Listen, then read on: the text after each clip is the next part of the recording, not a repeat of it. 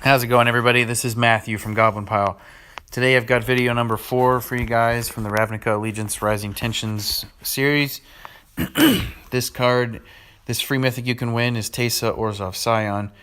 The deck that I've got for you guys today is another creation of GilesClone. That is how you say his name, by the way. I asked. From the Power 9. And it's actually kind of similar to his other deck that I highlighted for the Asperia card. Similar in the sense that it focuses on maintaining control over the board and building your own forces up all while you're doing that. It's not like a flashy combo sort of deck, but Teysa herself is not that kind of card, so that's sort of the point here. You just sort of chip away at your opponents like you do in the other one. So Teysa herself, I don't really think she's that impressive. She's probably okay for people whose collections have a little more significant gaps in them. So activate 2 white or black, lose a white creature reinforcement, and then exile your opponent's first creature. So there's some non-targeted removal there to deal with hexproof. And then whenever a black non-token creature you control dies or loses a reinforcement, create an Orzhov Spirit token. So interesting that Orzhov Spirit is a white and black creature token. It's a 1/1 with flying. And let's see. So moving on to the rest of the deck. Oh, actually, first, the Planeswalker is Liliana Death's Majesty. We were using this one because her first ability enables the afterlife ability of some of the cards in this deck. Target creature you control is destroyed, and then it gains the zombie subtype. Then it is returned to the battlefield and gains +3/+3. So afterlife, we have 2 cards in here that focus on that. One is Knight of the Last Breath with Afterlife 3. Whenever another non-token creature you control dies or loses a reinforcement, create an Orzhov Spirit token.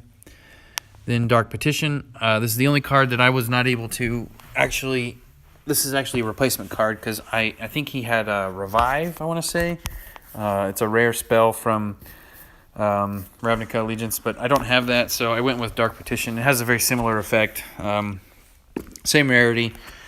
Basically, it puts the last card that was killed or destroyed onto the battlefield. Last creature. Then we have Connive and Concoct. We don't really care at all about Connive.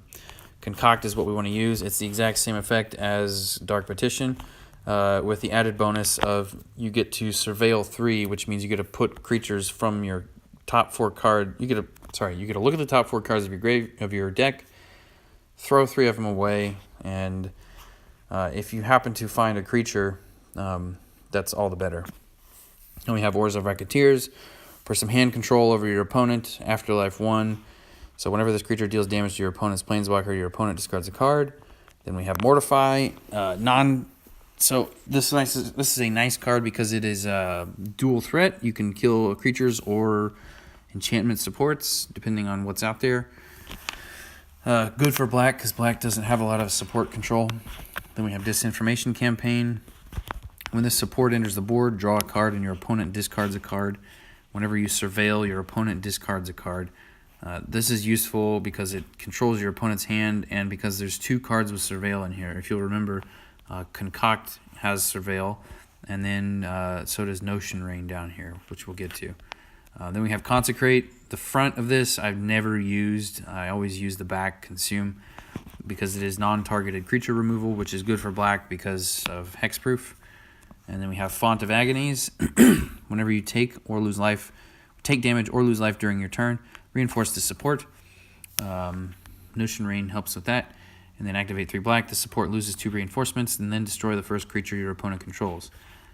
This card I actually kind of like. I've only played with it once or twice, but the more I sit and look at it, the more interesting it gets. And then Notion Rain, Surveil 2, draw 2 cards, you take 2 damage. So we will jump right into this. So as I mentioned, no flashy, crazy combos with this card or with this deck. It's designed to be able to survive over the long term, which, as you play the game, you come to realize that long-term survival is a difficult thing to guarantee. Like the longer you're exposed to potential for damage from your opponent, the more likely you are to run into trouble. I know that's just really profound, and you guys think I'm probably like some guru, but I'm not, I promise. Oh, that's cool. I have noticed that. So when you kill Teysa, she triggers her own ability. Interesting. All right, then. So we're just going to do what we can here. I got to find a way to get rid of that lightning dragon. It's not going to be easy if I don't draw into some removal. That would be frustrating if that happened. Looks like we're just trading 6 damage a turn here. Okay, so I don't need that. I can get rid of Disinformation Campaign. Concoct is cheaper, so maybe what I'll do is try to get Concoct out. If I go that route, I'll get an extra mana or 2. Cool. Yeah, okay, so something you guys may not know about Surveil, but some of my Goblin Pile friends have discovered this, and I'm sure others have as well.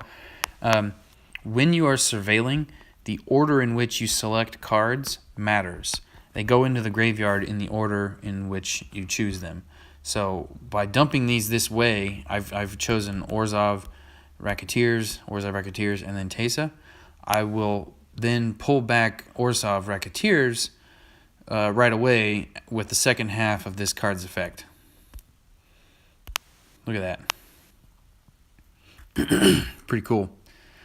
And then, oh, nice. Finally, we can get rid of that stupid dragon.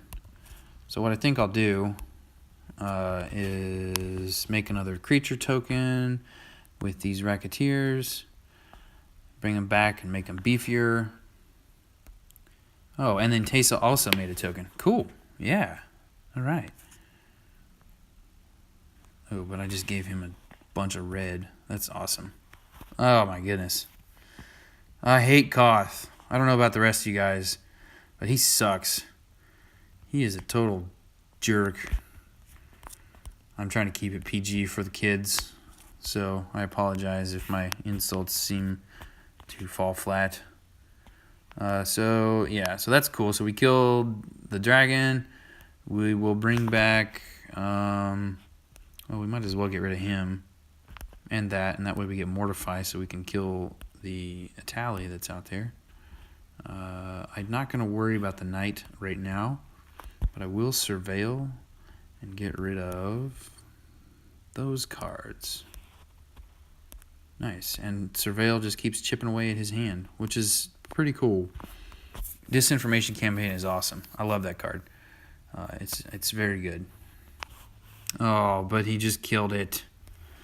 He stole something from me for 9 mana. That's either Mortify or I guess Teysa's 9.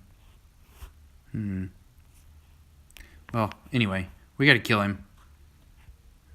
Let's see. There we'll go with that. But yeah, so the point of this deck, as you guys might notice as it's playing out, is just try to keep your opponent shut down. Yeah, there's not really much more to it than that. It's not necessarily what I would call sexy in the sense that, you know, it does some really cool stuff. It's just a very simple strategy that Magic has been, using since it came out. Yeah. So we're just going to keep going. We're going to keep chipping and chugging away. I will, let's see. I'll let Consume fill up. Maybe get another Teysa out. I need to get rid of that red over there. Get him off. Yeah, that's a bummer. Did not get anything out of that. Oh my goodness. So frustrating.